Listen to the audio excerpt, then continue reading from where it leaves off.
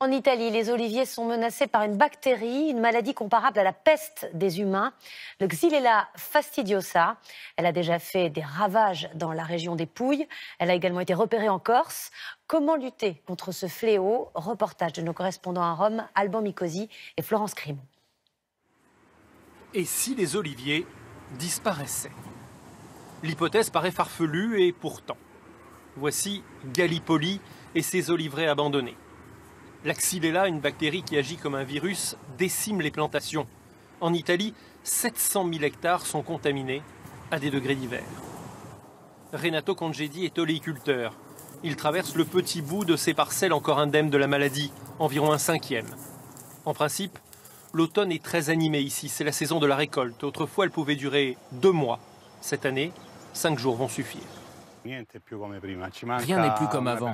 Avec les seuls arbres sains qu'il reste, il va nous manquer une grande part de la production de cette année, 80% sur notre zone. Aujourd'hui, son exploitation est trop grande. Les licenciements économiques étaient inévitables. Je suis passé de 50 employés à 0. La semaine dernière, j'ai même dû licencier la secrétaire qui travaillait ici depuis 16 ans. L'huile d'olive a gardé la même qualité, mais les quantités produites ne permettent plus à l'entreprise d'être viable. Au bout d'un champ, des restes de troncs arrachés il y a 3 ans, au moment où l'on croyait vaincre l'épidémie en sacrifiant quelques arbres. Cela n'a servi à rien. La bactérie s'est multipliée, transmise par un insecte très répandu. La peste des oliviers est arrivée en Corse et même en Espagne. Sa prolifération est étudiée en laboratoire. Sous le microscope des cicadelles, ces petits insectes suceurs de bois, ce sont eux les véhicules du virus. En passant d'un arbre malade à un arbre sain, ils transmettent la maladie. La bactérie se multiplie et alors elle forme une sorte de barrage qui empêche l'eau de passer dans les feuilles. Les feuilles vont se dessécher et la branche meurt du manque d'eau. Récemment, l'équipe du professeur Boccia a fait une découverte surprenante.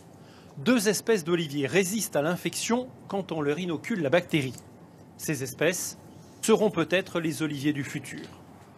De petites branches sont actuellement greffées sur des troncs malades dans cette parcelle expérimentale. Giovanni Malecarne se rend ici presque tous les jours pour vérifier si ces arbres centenaires sont vraiment en train de renaître. On espère soigner l'arbre en faisant cohabiter le tronc avec ses branches neuves et ainsi sauver ces oliviers qui sont pour nous comme notre monument national, un élément central de notre identité. C'est donc une course contre la montre qui se joue dans le sud de l'Italie.